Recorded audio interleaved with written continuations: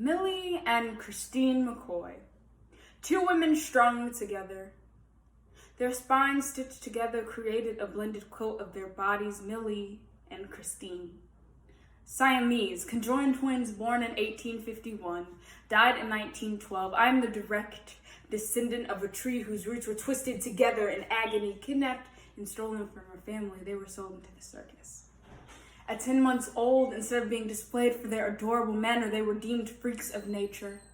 They mastered the art of trapeze, learned to use their voices to swing between enslavement and employment. Called the eighth wonder of the world, screwed 8 times over, slave, Siamese, specimens, curiosities, cretins, creatures, and black and female and freak, fearfully and wonderfully made.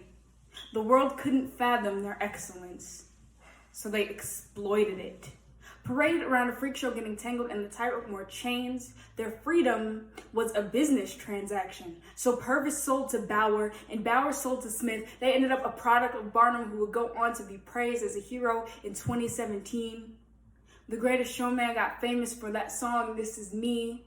I'm not scared to be seen. I make no apologies, so this is me.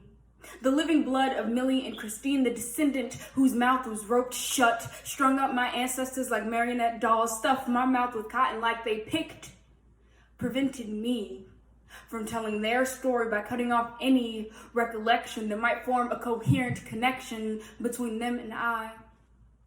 Conjoined twins severed from my memory, erased from your textbooks unless you're referring to racial slurs.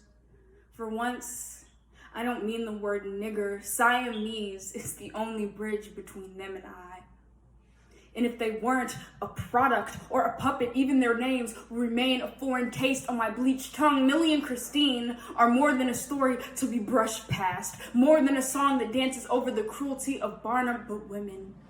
One woman with 2 voices singing one song of togetherness and isolation, of triumph and strength in the 5 languages they were fluent in. They left field songs to sing for Queen Victoria, exchanged change for diamond embellished bracelets. Even in death, they demonstrated strength. Millie died 12 hours before her sister Christine. She carried the both of them around for half of a day, but even with all of their fame, why were they buried in an unmarked grave? Why must my ancestors remain a mystery? Why, even after hearing this poem, will you forget them? Why did I have to learn about them from Google searches and white authors?